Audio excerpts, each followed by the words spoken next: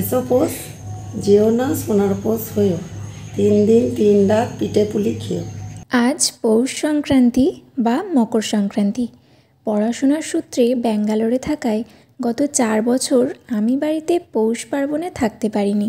তাই ঠিক করেছি এই বছর কোমর বেঁধে পিঠে তৈরির কাজে ঝাঁপিয়ে পড়ব।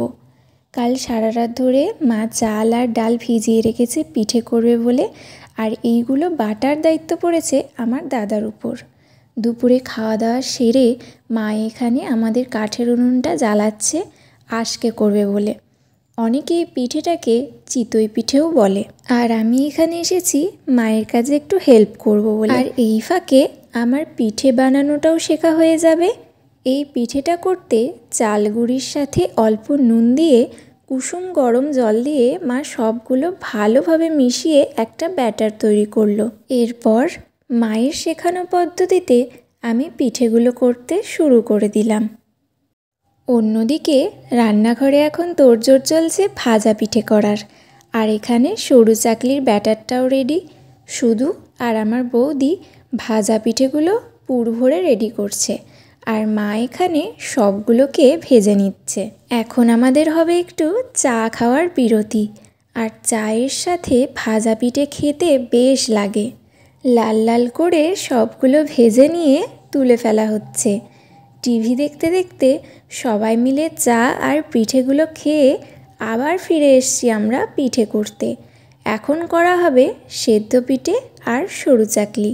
ছোটোবেলায় আমি বাটিগুলো গড়ে পুর ভরে শুধুকে দিতাম, আর শুধু পিঠেগুলো গড়ত।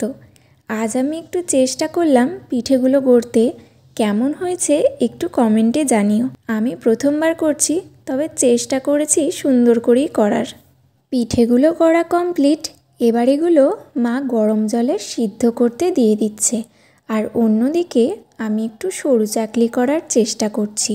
জানো তো, আমার ঠাম্মা খুব সুন্দর পাতলা পাতলা সরু চাকলি করতে পারত।